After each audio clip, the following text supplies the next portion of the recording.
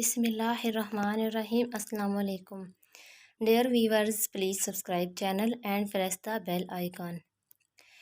ماسی خیرہ نے جب یہ انکشاف کیا تو میں نے اسے خوب سنائی تھی۔ ایسا کہنے کی ہمت بھی کیسے ہوئی تمہاری؟ کیا سوچ کر تم نے یہ بات کہی؟ جی چاہتا تھا کہ اس کو ابھی اسی وقت کھڑے کھڑے چلتا کروں، مگر اس کی بزرگی میرے پاؤں کی جنزیر بن گئی تھی کہ اس کا ساتھ 2-4 مہینوں یا چند برسوں کا ساتھ نہیں تھا، بلکہ جب میں شرجیل کے گھر بیاہ کر آئی تھی تو اس وقت سے یہ میرے سسرال کے گھر کے کام کرتے 15 سال کا عرصہ ہو چکا تھا۔ شرجیل ان کی گود میں کھیل کر جوان ہوئے تھے، ایسے میں ان کے ساتھ غصہ کر کے ان سے کوئی زیادتی نہیں کرنا چاہتی تھی، مگر انہوں نے کچھ بات ہی ایسی کی تھی کہ میرے پاؤں تلے سے زمین کھینچ لی تھی۔ میں سچ کہہ رہی ہوں، اور رابعہ بیٹی، تمہاری پیٹھ پیچھے جو ہو رہا ہے وہ تمہاری زندگی کو جلا کر رکھ دے گا، تمہاری زندگی برباد ہو جائے گی۔ ابھی وقت ہے، کچھ کر لو ورنہ ہاتھ ملتی رہ جاؤ گی۔ ماسی خیرہ تو یہ کہہ کر چل دی، مگر اس کے کہے الفاظ میرا دل چیر رہے تھے۔ تمہاری بہن کا تمہارے شوہر کے ساتھ کچھ چکر چل رہا ہے، کہیں تم برباد ہی نہ ہو جاؤ۔ ماسی خیرہ کے جملوں کی گرج میری زندگی ان اندیکھے دھماکوں کی زد میں تھی۔ مجھ پر اس ہولناک انکشاف نے میری زندگی ہستی بستی کو جہنم بنا دیا تھا۔ مجھے ماسی خیرہ کی بات پر یقین نہیں آ رہا تھا، اور میرے دل میں ایک عجیب سا دھڑکا تھا کہ اگر یہ سب کچھ سچ ہوا تو اس سے آگے سوچنے کی مجھ میں ہمت نہیں تھی۔ میں یقین اور بے یقینی سی کیفیت میں تھی۔ دل اچانک ڈوبنے لگتا اور ہاتھ پاؤں ٹھنڈے پڑ جاتے۔ ایسے میں اچانک ایک آواز میرے کانوں میں گونج اٹھتی جو میرے دل کو چیر دیتی، رابعہ، میں نے تمہیں ہمیشہ ٹوٹ کے چاہا ہے اور کسی لڑکی کی طرف آنکھ اٹھا کر بھی نہیں دیکھا۔ میں تصور میں بھی کسی اور کو نہیں چاہ سکتا، میں صرف اور صرف تمہارا ہی ہوں، رابعہ، صرف تمہارا۔ شرجیل کے دل فریب الفاظ مجھے ماسی خیرہ کی باتوں پر یقین نہ کرنے دیتے، مگر ایک روز ماسی خیرہ کی باتوں کی تصدیق ہو گئی اور شرجیل کے وہ دل فریب الفاظ اپنا اثر کھو گئے۔ وہ جملہ نہیں تھا بلکہ سچ تھا، ایسا سچ جس نے میری 8 سالہ زندگی کے چتھڑے اڑا دیے تھے۔ باجی کو ہماری باتوں کا پتہ چل گیا تو شرجیل کیا بنے گا؟ شرجیل، مجھے ڈر لگتا ہے۔ میں شرجیل سے بچوں کی فیس کے بارے میں بات کرنے آ رہی تھی کہ اچانک اسٹڈی روم میں سے یہ جملہ سن کر حیران رہ گئی۔ ارے کچھ نہیں ہوتا یار، آج تک تمہاری باجی کو شک ہونے دیا ہے کیا؟ یہ سن کر مجھے اپنے قدموں پر کھڑا ہونا مشکل ہو گیا۔ جانے کس طرح میں لڑکھڑاتے ہوئے اپنے کمرے میں آئی تھی اور بیڈ پر بے بس ہو کر گر گئی۔ شرجیل سے میری شادی کو 8 سال کا عرصہ بیت گیا تھا۔ اس عرصے میں ہمارے 4 پھول کھلے تھے۔ بڑا ارمغان، پھر فریضہ، اور پھر اسد، اور پھر سعد کی آمد نے ہماری رنگین زندگی کو مزید رنگین بنا ڈالا تھا۔ ان چاروں کے آ جانے سے میری خوشیوں میں مزید رنگ بکھر گئے تھے۔ انہیں میں اپنے آنچل میں لمحہ بہ لمحہ سمیٹ رہی تھی کہ ایک دن اچانک میرے والدین ایک ٹریفک حادثے میں اپنی جان گنوا بیٹھے اور میری چھوٹی بہن سائمہ کو اس دنیا میں تنہا کر گئے۔ امی ابو کے بعد میری سائمہ کا کوئی غمگسار تو تھا، میں تھی۔ گھنٹوں میری سائمہ کے کسی ننھے بچے کی طرح روتی رہی اور میں سے بہلایا کرتی۔ ہم اپنے امی ابو کی 2 ہی بیٹی تھیں، ہمارا کوئی نہیں تھا۔ امی کی بہت خواہش تھی کہ ہم بہنوں کا مان بڑھانے والا پھول بھی کھلے، مگر قدرت کے راز قدرت ہی جانتی ہے، اور ہم بہنیں بھائی کی محبت سے مانوس رہی اور ابو جان سے ہیں۔ بھائی اور باپ دونوں کا پیار سمیٹنے لگے۔ ماں باپ کی یوں اچانک بچھڑنے سے سائمہ بکھر گئی تھی۔ اسے دن رات امی ابو کی یاد میں تڑپتا دیکھ کر میں بھی سسک اٹھتی تھی۔ سائمہ گھر میں بالکل اکیلی رہ گئی تھی۔ میں کچھ دنوں کے لیے اس کے پاس رہنے کے لیے گئی۔ اب مجھے یہ فکر کھائے جا رہی تھی کہ میرے جانے کے بعد سائمہ کا کیا بنے گا۔ پھر انہی دنوں شرجیل نے میرا بہت مشکل مسئلہ چٹکے بجاتے آسان کر دیا۔ انہوں نے سائمہ کو اپنے ساتھ اپنے گھر لے جانے کا فیصلہ کیا اور اب اسے ہمارے ساتھ ہی رہنا تھا۔ سائمہ کا غم ہلکا ہوا تو وہ آہستہ آہستہ سنبھل گئی اور پھر سے اسکول جانے لگی۔ خوبصورت تو میں بھی تھی، مگر سائمہ مجھ سے بھی زیادہ خوبصورت تھی۔ شرجیل روزانہ صبح سویرے سے اسکول چھوڑ کر آتے۔ کبھی کبھی مجھے شرجیل پر شک آتا۔ انہیں ہمیشہ سے 10-11 بجے تک سونے کی عادت تھی۔ اس عادت کے پیش نظر وہ کبھی اپنے بچوں کو بھی اسکول چھوڑ کر نہیں آئے تھے۔ لیکن اچانک میری چھوٹی بہن کے لیے وہ اتنے زیادہ ذمہ دار ہو گئے تھے کہ انہیں اپنی نیند کی قربانی دینا بھی برا نہیں لگتا تھا، اور میرے روزانہ بخوشی خود ہی اٹھتے اور سائمہ کے ساتھ بچوں کو اسکول چھوڑ آتے۔ اب بچوں کی ذمہ داری انہوں نے سنبھال لی تھی، جس سے میں خود کو بہت ہلکا محسوس کرنے لگی تھی۔ پھر اچانک وہ آفس سے گھر کا ایک چکر لگا کر بچوں کو چھٹی میں بھی لانے لگے۔ میں نے حیرت زدہ ہو کر اظہار کر ڈالا، کیا بات ہے شرجیل، آپ کے دفتر والے اب آپ سے کام نہیں لیتے کیا؟ کیوں، کیا ہوا رابعہ؟ شرجیل نے حیران ہو کر کچھ ایسے پوچھا تھا کہ میں گھبرا گئی۔ نہیں نہیں، وہ میں اس لیے کہہ رہی تھی کہ آج کل آپ دوپہر میں بھی چکر لگا لیتے ہیں نا، بس اسی لیے پوچھا تھا۔ اب تمہیں بھی بچگانہ باتیں ہی سوچتی رہتی ہیں، یہ کیوں نہیں سوچتی کہ اس طرح تمہارا ہی کام آسان ہو جاتا ہے؟ جب میں فارغ ہوتا ہوں تو لے آتا ہوں بچوں کو، شرجیل نے مسکراتے ہوئے کہا، اور میں چپ ہو گئی، یا یوں کہہ لیں کہ میں مطمئن ہو گئی تھی۔ سائمہ، جو امی ابو کے غم میں دن بدن مرتی جا رہی تھی، رفتہ رفتہ گلاب کی مانند کھلتی چلی گئی۔ گلابی چہرہ مجھے بے خود کر دیتا، میں خوشی سے نہال ہو جاتی، اور میں کبھی اپنی محبت کے جنون میں تو کبھی اس ڈر سے کہ میری چھوٹی بہن کو کسی کی نظر نہ لگ جائے اس کا ہاتھ پکڑ لیا اور کچن میں گھسیٹ لاتی، کبھی انڈا صدقہ کرتی تو کبھی مرچی اور اتار کر جلا ڈالتی، اور وہ میرا مذاق اڑاتی، باجی میں کوئی بچی تھوڑی ہوں، میں اسے بری طرح ڈانٹتی، چپ کرو، تم بچی نہیں ہو تو کیا بڑی ہو گئی ہو، خبردار، جب مجھے بیچ میں ٹوکا تو، اور پھر ہنس دیتی۔ مگر آج کھلی آنکھ تو پتہ چلا کہ سچ میں وہ بہت بڑی ہو گئی تھی، اتنی بڑی کہ بہن کے شوہر کو اپنی ملکیت سمجھنے لگی تھی۔ میرا سر درد سے بڑھتا جا رہا تھا، یہ سوچ سوچ کر کہ اس جملے سے آگے کیا ہوا ہوگا جو میں نے اسٹڈی روم میں سنا تھا۔ میں وہ حد دیکھنا چاہتی تھی، سائمہ اور شرجیل کو اندازہ بھی نہیں ہوا کہ میں بے خبر رہتے ہوئے بھی ان کے ہر قدم سے باخبر تھی۔ شرجیل اور سائمہ کی ملاقاتیں اکثر اسٹڈی روم میں ہی ہوتی تھی، اور اب میں نے اپنی حکمت عملی کے تحت ادھر جانا ختم کر دیا تھا، کیونکہ ان دونوں کو ایک بڑا موقع دینا چاہتی تھی۔ حالانکہ ایسا کرتے ہوئے میری کیا حالت ہوئی تھی یہ میں ہی جانتی تھی۔ اس روز بچے جلدی سو گئے تھے، شرجیل بھی اسٹڈی روم میں اپنا کچھ آفس کا کام نپٹا رہے تھے۔ تبھی رات کے سناٹے میں سائمہ کے کمرے کا دروازہ کھلنے اور پھر بند ہونے کی آواز نے مجھے ہوشیار کیا تھا۔ میں اپنے کمرے سے بڑی رازداری اور خاموشی سے باہر آئی اور سائمہ کے دروازہ چیک کیا جو باہر سے کھلا تھا۔ میں ادھر ادھر نگاہیں دوڑانا آتی دبے قدموں سے اسٹڈی روم کی طرف بڑھی۔ اسے اتفاق کہوں یا ان دونوں کی لاپرواہی، اسٹڈی روم کا دروازہ لاک نہیں تھا۔ میں چپکے سے اندر گھس گئی۔ وہ منظر تھا جو میرے قیامت وجود جل گیا، اور دونوں اس طرح دوسرے میں گم تھے، وہ سوچنا بھی میرے لیے گناہ تھا۔ اس حد تک وہ میری سوچ جا ہی نہیں سکتی تھی۔ اس رات نے مجھ پر محرم اور نامحرم کے فرق کو اس طرح اچھی واضح کیا، وہ دونوں سوچ بھی نہیں سکتے تھے کہ اس طرح ان کا راز کھل جائے گا۔ مجھے دیکھتے ہی سائمہ بھاگ کر کھڑی ہوئی اور چادر سے اپنے آپ کو سمیٹنے لگی۔ شرمندہ ہو کر رہ گئے وہ دونوں، میرے سامنے شرمندہ کھڑے تھے۔ میں نفرت بھری نگاہوں سے کبھی شرجیل کو دیکھتی تو کبھی سائمہ کو۔ میرے منہ سے نکلنے والے الفاظ میرا ساتھ ہی نہیں دے رہے تھے۔ میرا گھر تباہ کرنے والی میری بہن مجھے گھور رہی تھی۔ اس حالت میں دیکھ کر پھر میں اچانک پلٹی اور دونوں کو گھورتی ہوئی اپنے کمرے میں آ کر بند ہو گئی تھی۔ میں چیخنا چاہتی تھی، رونا چاہتی تھی، مگر میں چاہنے کے باوجود بھی ایسا نہیں کر سکتی تھی۔ میری زندگی داؤ پر لگ چکی تھی، میرا گھر اجڑنے کو تھا۔ یکا میرے دل نے ایک فیصلہ کر ڈالا، اور سائمہ کو اس گھر میں نہیں رہنے دے گی۔ ماسی خیرہ سے کچھ دن پہلے ہی مجھے سائمہ کے حوالے سے کسی بشیر احمد نامی لڑکے کا رشتہ بنایا تھا، جس سے میں نے ہوا میں اڑا دیا تھا۔ لیکن اب میں اس سلسلے میں سنجیدگی سے سوچ رہی تھی۔ اگلے دن ماسی خیرہ آئی تو میں اپنے آپ کو کافی حد تک سنبھال چکی تھی، اور ماسی خیرہ سے سائمہ کے رشتے کے بابت معلومات حاصل کرنے کے لیے سوچ چکی تھی۔ مجھے کیا کہنا چاہیے؟ بیٹی پریشان لگتی ہے، رات بھر سوئے نہیں ہو۔ میرے لاکھ مطمئن ہونے کے باوجود ماسی خیرہ نے میرے اندر جھانک ہی لیا تھا، مگر یہ مسئلہ میں کسی کے ساتھ نہیں کر سکتی تھی، لہٰذا جھوٹ بول دیا۔ نہیں اماں، ایسی کوئی بات نہیں ہے، بلکہ آج کل میں سائمہ کی طرف سے پریشان ہوں۔ ارے بیٹا، کیا ہو گیا؟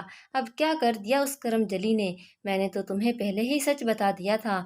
ماسی خیرہ نے تھوڑی پر انگلی رکھ کر بڑی حیرت سے کہا تھا۔ نہیں اماں، ایسی بات نہیں ہے، اسے کرم جلی نہ کہو۔ آج بھی سائمہ کی حمایت میرے الفاظ کو ہوں تھے۔ دراصل ہم لوگ چاہتے ہیں کہ سائمہ کی جلدی سے شادی ہو جائے اور وہ اپنے گھر کی ہو جائے بس، اسی لیے ایک اچھے رشتے کی تلاش ہے۔ بیٹا ایک بار سوچ لو، کل کو تم یہ نہ کہنا کہ میں نے تمہیں سائمہ کی شادی کے لیے اکسایا تھا۔ نہیں اماں، آپ بے فکر ہو جائیں، ایسی کوئی بات نہیں ہوگی۔ ٹھیک ہے بیٹی، جب تم فیصلہ کر ہی چکی ہو تو میں بھی بس اتنا کہوں گی، بشیر احمد جیسا لڑکا تمہیں اپنی بہن کے لیے مل ہی نہیں سکتا۔ ماسی خیرہ کی اس بات پر میں نے بشیر احمد کے لیے گرین سگنل دے ہی دیا، اور اب ماسی خیرہ مسکراتی ہوئی لوٹ گئی۔ میرے دل کو کچھ نہ ملا اور میں خلاف معمول اپنے کمرے میں جا کر سو گئی۔ اس واقعے کے بعد شرجیل سے میں نے بات نہیں کی تھی، بالکل بات چیت بند کر دی تھی، اور شرجیل بھی مجھ سے نظریں چرائے رہتے تھے۔ ایک ہفتہ ہو گیا تھا تو میں نہ بیڈ روم میں سو رہی تھی اور نہ ہی شرجیل سے کوئی بات کر رہی تھی۔ شرجیل نے بھی میری موجودگی سے اترانا شروع کر دیا تھا۔ شاید وہ اپنے کیے پر بے حد شرمندہ تھے۔ پھر اچانک ایک دن ماسی خیرہ نے خوشخبری سنائی کہ اس جمعے کو بشیر احمد کے گھر والے سائمہ کو دیکھنے آ رہے ہیں۔ 8-10 دن کے بعد آخر میں نے خود ہی اس کو توڑ دیا۔ شرجیل سے بات کر ہی لی، مگر اتنی کہ سائمہ کو کچھ لوگ دیکھنے آ رہے ہیں، مہربانی فرما کر آپ جمعے کو چھٹی لے لیں۔ مگر اتنی جلدی بھی کیا ہے، اسے بھی تو تعلیم مکمل کر لیں۔ تو یہ جملہ اس کے منہ سے بے ساختہ نکلا تھا۔ اگلے ہی لمحے وہ خاموش ہو گئی۔ میں نے انہیں اتنا کہا کہ وہ جوان ہو گئی ہے، ہمیں اس کی جلد سے جلد شادی کر دینی چاہیے۔ سائمہ کے لیے یہ خبر کسی طوفان سے کم نہ تھی کہ آج اسے لڑکے والے دیکھنے آ رہے ہیں۔ باجی پلیز، میں پڑھنا چاہتی ہوں، یہ ظلم مت کرو میرے ساتھ۔ وہ میرے سامنے ہاتھ جوڑ رہی تھی۔ یہ سب تمہیں پہلے سوچنا چاہیے تھا، جب تم مجھ پر ظلم کر رہی تھی۔ میں نے اسے یہ کہہ کر جھڑک دیا تھا۔ میری بات کے جواب میں وہ کچھ نہیں کہہ سکتی تھی، بس اسی وجہ سے رونے لگی تھی۔ ماسی خیرہ نے اپنے نمک کا حق ادا کیا تھا۔ سائمہ کے لیے بشیر احمد سے اچھا لڑکا کوئی ہو ہی نہیں سکتا تھا۔ واقعی سچ کہا تھا انہوں نے۔ اور پھر میں نے بھی چٹ منگنی پٹ بیاہ والی بات مثال قائم کر کے دکھائی تھی۔ لاکھ سائمہ میری گنہگار تھی، مگر میری بہن بھی تو تھی۔ اس کی شادی میں نے کوئی کسر نہیں چھوڑی تھی۔ ہاں یہ ضرور تھا، کبھی کبھی میں اداس ہو جاتی، جیسے بہت سے لوگ بہن سے جدائی کا فطری عمل سمجھتے تھے۔ شرجیل اس بات کو لیے بہت پریشان تھا اور دوبارہ میرے ساتھ بھی غصہ بھی کیا کہ تم ابھی سے سائمہ کی شادی مت کرو، مگر میں نے انہیں سیدھا جواب دے دیا تھا کہ اگر آپ میرے ساتھ زبردستی کریں گے تو میں سب خاندان والوں کو آپ کی حقیقت بتا دوں گی۔ میرے اس جواب سے وہ چپ ہو جاتے۔ اس دن میں بہت خوش تھی جب میں نے سائمہ کو رخصت کیا تھا۔ اب مجھے شرجیل سے وہ سوال کرنا تھا جو ایک پھانسی کی صورت میں میرے دل میں اٹکا ہوا تھا، اور ایک رات میں نے اپنا سوال ان کے آگے رکھ ہی دیا۔ کیوں؟ کیا شرجیل، آپ نے ایسا کیا؟ آپ نے تو ہماری محبت کی بہت سی قسمیں کھائی تھی، بہت سے دعوے کیے تھے۔ کہاں گئی آپ کی محبت؟ کہاں گئے آپ کے وعدے؟ کیا میری وفا میں کوئی کمی رہ گئی تھی یا میرا ساتھ اکتانے لگا تھا؟ اب یہ سوال تم خود سے کرو۔ محبت تو میں نے بھی کی تھی تم سے، صرف تم سے، اور تم نے میری محبت کے جواب میں کیا دیا مجھے؟ محبت 4 دنوں یا 4 سالوں پر محیط نہیں ہوتی۔ محاسبہ کرنا ہے تو ذرا آئینہ کا رخ اپنی جانب بھی کر کے دیکھو۔ تم کہاں کھڑی تھی؟ اس میدان میں کتنا وقت تھا تمہارے پاس؟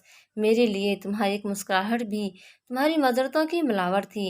سوال کرنے بہت آتے ہیں نا تمہیں، ذرا ایک سوال خود سے کرو کہ میں کیا ہوں تمہاری زندگی میں، میری حیثیت کتنی ہے؟ صرف کمانے اور تمہارے سلجھانے کی مشین، اور بس۔ شرجیل آج جس انداز میں بولے تھے وہ لہجہ ہرگز ان کا نہیں تھا۔ اتنا اجنبی لہجہ، اتنا کاردار لہجہ، جیسے کسی نے لمحے کے 1000ویں حصے میں میرے ٹکڑے کر ڈالے ہوں۔ مجھے سمجھ نہیں آیا تھا کہ یہ کیسا غبار تھا، کہاں پر خطا کی تھی۔ میں نے شرجیل کی ضرورتیں پوری کرتے کرتے منظر ہی دیکھے تھے، کبھی ان کے کپڑے استری کرتے، کبھی ان کے شو پالش کرتے، کبھی ان کا ٹفن پیک کرتے، کبھی ان کے دفتر سے لوٹنے پر چائے اور کھانا پیش کرتے، اور یہ سب کام تو میں اور بھی بڑی خوش اسلوبی سے کر رہی تھی۔ تو پھر کیا یہ میری محبت نہیں تھی؟ شرجیل سے میں کہنا چاہتی تھی، مگر شرجیل جا چکے تھے اور میں ناکام وہیں بیڈ پر بیٹھ گئی تھی۔ وہ رات میرے لیے قیامت برپا کر گئی تھی۔ میں تڑپ رہی تھی۔ شرجیل کے جملے وقفے وقفے سے میری سماعتوں سے ٹکرا کر مجھے زخمی کر رہے تھے۔ نہیں، یہ محبت نہیں تھی۔ تم میری اپنے گھر اور اپنے بچوں کی ضرورت پوری کرتی رہیں۔ میری محبت ہوتے ہوئے بھی تم نے خود کو میری محبت نہ بنایا۔ میری ضرورت محض ضرورت نہیں، محبت کے لیے میرا کتنا وقت تھا تمہارے پاس، میری تنہائیاں بانٹنے کے لیے تمہارے پاس کتنا وقت تھا۔ میرے ہی گھر میں رہتے ہوئے تم نے مجھے تنہا کر دیا۔ شرجیل کی باتیں میرا دل چھلنی کر رہی تھی۔ پھر میں نے شرجیل میں کہا، آپ سے دور تھی کہ آپ نے اپنی زندگی کی خوشیاں بانٹنے والا کوئی ساتھی نہ پایا۔ ایک بار تو کہتے، رابعہ مجھے تم سے یہ شکایت ہے، یہ تکلیف ہے۔ میرے آنسوں نے میرا دامن جلا ڈالا تھا۔ میری ایک ذرا سی بے انتہائی نے میرے ہنستے بستے گھر کو تہس نہس کر دیا تھا۔ 3 زندگیاں داؤں پر لگ گئی تھی۔ 3 لوگ آزمائش کا شکار بنے ہوئے تھے۔ سچ کہا تھا انہوں نے، میں بھی غلط تھی۔ اگر ان میں شرجیل گنہگار تھے تو میں بھی سزا کی حقدار تھی۔ میں نے شرجیل کو خود ہی اصل راہ پر چلنے پر مجبور کر دیا تھا۔ شرجیل مجھے آئینہ دکھا چکے تھے اور میں گزارے واقعات کو یاد کرنے لگی تھی جہاں مجھ سے غلطی ہوئی تھی۔ رابعہ آج کہیں گھومنے کو دل چاہ رہا ہے۔ چلو یار باہر چلتے ہیں، شرجیل نے بڑی چاہت سے کہا تھا اور میں نے انکار کرتے ہوئے کہا، نہیں شرجیل، پر کبھی آج میں بہت تھک گئی ہوں، پلیز ذرا میری خاطر چلو نا۔ باہر نکلو گی تو ساری تھکن رخصت ہو کر جائے گی۔ نہیں شرجیل، آپ سائمہ اور بچوں کے ساتھ گھوم آئے، پھر کبھی جاؤں گی۔ پھر ان کا موڈ آف ہو گیا تھا، مگر یہ میری ہی محبت تھی جو وہ بچوں کو گھمانے کے لیے لے گئے تھے۔ واپسی پر میرے بڑے بیٹے نے کہا، ماما آج سائمہ آپی اور بابا نے آپ کو بہت مس کیا تھا۔ یہ کہہ کر وہ اپنے کمرے میں چلا گیا۔ یہ میری پہلی غلطی تھی اور اب یہ فلم دیکھنے کا موڈ ہے۔ بڑی اچھی مووی لایا ہوں، آ جاؤ ساتھ مل کر دیکھتے ہیں۔ اور میں یہ تمہارے لیے برگر بھی لایا ہوں، تم بہت شوق سے کھاتی ہو نا۔ ہاں شرجیل، آپ لائے ہیں، میں ذرا کچن کے کام دیکھ کر آتی ہوں۔ سائمہ، جو تمہارے بھائی جان فلم لے کر آئے ہیں، تم چل کے بیٹھ جاؤ، میں ابھی آتی ہوں۔ اور میں جب پہنچی تو فلم اینڈ تھی۔ سوری شرجیل، وہ کچن میں اتنا کام بہت تھا، یاد ہی نہیں رہا۔ میں نے اپنا عذر پیش کیا تھا، یہ دوسری غلطی تھی۔ اور ایسی درجنوں غلطیاں میرے ذہن کے پردوں پر نمودار ہوتی چلی گئی۔ شرجیل صحیح تھا، وہ جتنا میرے قریب ہونا چاہتا تھا، جتنا میرا قرب چاہتے تھے، میں اتنا ہی انجانے میں ان سے دور ہو رہی تھی۔ شرجیل اپنے روم میں جا چکے تھے اور میں بچوں کے روم میں انہیں کہانی سنا رہی تھی۔ بچے سو گئے تو میں بھی اٹھی اور اپنے روم میں شرجیل کے پیروں میں آ بیٹھی۔ شرجیل دایاں بازو آنکھ پر رکھے لیٹے ہوئے تھے۔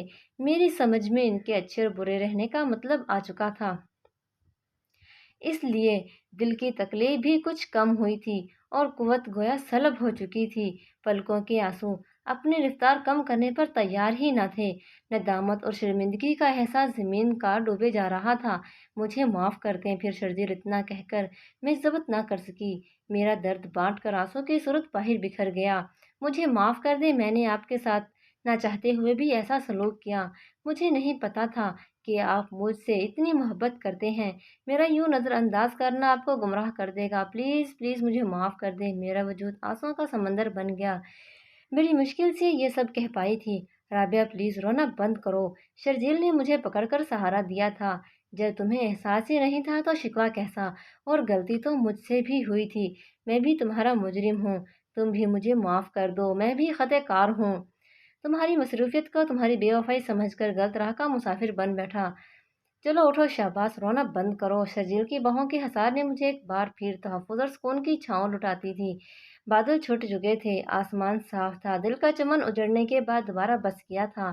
ہم نے ایک دوسرے کو دل سے معاف کر دیا تھا۔ آج میں شرجیل کے ساتھ خوش و خرم زندگی گزار رہی ہوں۔ ہمارے بچے بڑے ہو چکے ہیں، میری چھوٹی بہن سائمہ بھی آج 3 پیارے پیارے بیٹوں کی ماں ہے۔ جب کبھی ہمارے گھر آتی ہے خوب ہلہ گلا ہوتا ہے۔ سائمہ نے مجھ سے معافی مانگی اور اللہ تعالیٰ سے رو رو کر دعائیں مانگی تھی کہ اللہ تعالیٰ اس کے اس گناہ کو معاف کر دیں، اور میں نے کانٹوں پر چل کر پھول پائے ہیں۔ میرا پیغام ان سب خواتین کے لیے ہے جو کہیں نہ کہیں اپنے نصف بہتر کے لیے صرف وہ ضرورت بن گئی ہیں پلیز اپنا جائزہ لیں، اپنے شریک کی زندگی کو نظر انداز نہ کریں۔ گھر کی ذمہ داری اپنی جگہ، لیکن جس کے دم سے گھر ہے، اس سے صرف آپ کی تھوڑی سی توجہ، تھوڑی سی محبت چاہیے ہوتی ہے، ورنہ دوسری صورت میں مرد کو غلط راہ پر چلنے میں دیر نہیں لگتی ہے۔ انہیں بھی تو ایک ساتھی چاہیے ہوتا ہے جو ان کی ساری تھکاوٹ تو ایک مسکراہٹ سے دور کر دے، تو پھر وہ مسکراہٹ آپ کی اپنی ہی کیوں نہ ہو۔ امید ہے آپ سب کو میری بات سمجھ آ گئی ہوگی۔ ناظرین، اگر ویڈیو پسند آئی ہو تو لائک اور شیئر کرنا مت بھولنا۔ ایک مرتبہ پھر میری ریکویسٹ ہے، چینل کو سبسکرائب ضرور کر لینا۔